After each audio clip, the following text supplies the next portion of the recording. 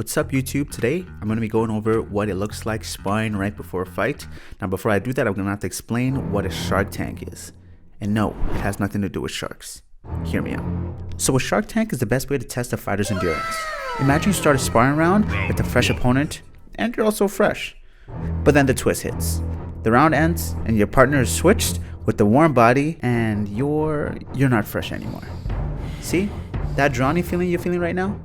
That's why it's called the shark tank. Now today I'm going to break mine down. But you have a short attention span and I know that. So I'm going to cut to the meaty parts and we'll make this entertaining. But before we start, make sure to like and subscribe to get more content like this. Let's go. So my first round starts off with Tommy. He's predominantly a Thai fighter and a striker. So we're just going to spend the beginning just feeling each other out. Nothing's too crazy. But as you see, we're making sure our hands are up, working with that head movement and trying to keep that distance. As you guys can tell, I'm a counter fighter. So Tommy's going to want to close that distance, as you guys can tell. But as he steps in, I'm going to take advantage of what he's going to offer me. So I step out of his range and he falls with the lead round kick. I meet it with a Dutch block and maintain the grip. I then close the distance and immediately exit at a different angle. So the round ended. Nothing too crazy happened. We just felt each other out, of course. Now I'm going to switch to a new partner. My next partner is Keisha. She's smaller, so of course I'm going to control the amount of output I'm putting in. Now, don't be that person at your gym that's bullying the smaller people. It doesn't make you look good. I'm not going to diminish her skill by going less, but I just won't hit her as hard. So I try to blitz here to close the distance, but I get caught. So I try it again and make the correction by adding head movement. It does produce a better outcome, but I still get caught at the end. So right about here, I try something tricky. So I fake the teep, pull down the high guard, sweep the lead leg, and counter with the cross.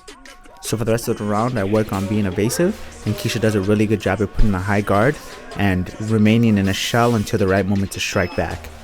And the round ends and I go right back into sparring with Tommy.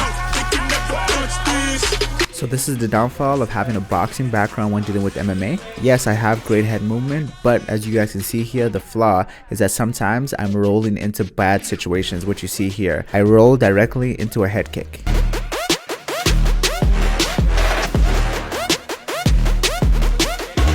Now here, I use my boxing to take advantage of a situation.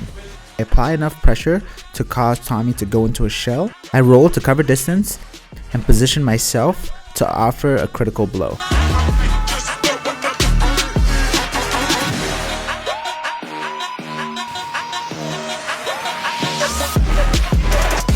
So as you guys can tell, the rounds are predominantly stand-up, but when an opportunity presents itself for a takedown, I take it. As you see here, I shoot for the single leg, but I don't finish it.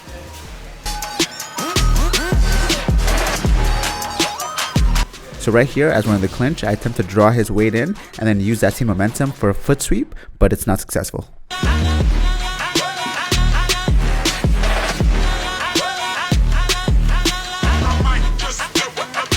So as we spend a lot of time on the wall, I decide to switch to a judo variation throw, which is the ochimata, to try and use that to drop him to the floor, which is successful.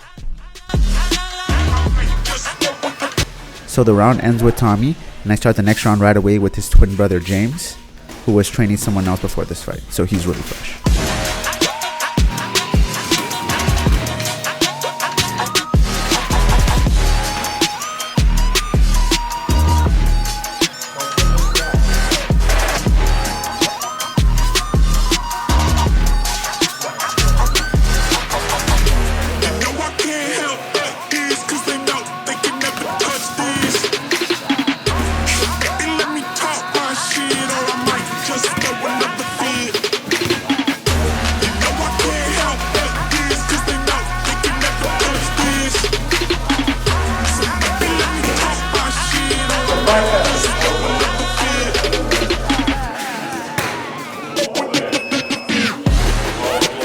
So at this point, I took my sweater off because I was tired, but it also means that I want to increase the output that I'm creating. You want to be working the hardest when you're also tired. So you're going to see me create more options and also maybe hit just a little bit harder.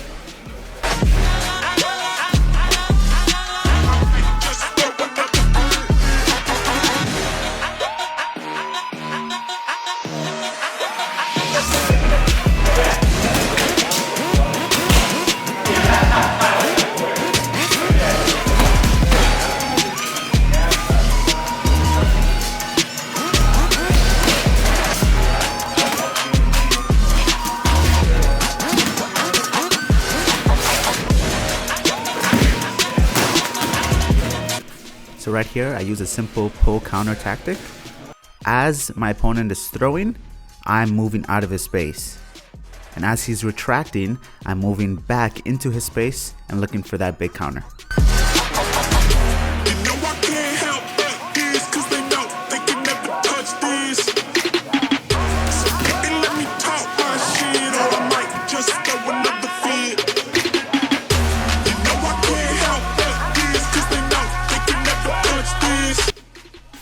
Alright guys, so we're coming to the end of the video and the breakdown of this Shark Tank. If you guys like this type of content, I'm going to ask you guys to let me know down below.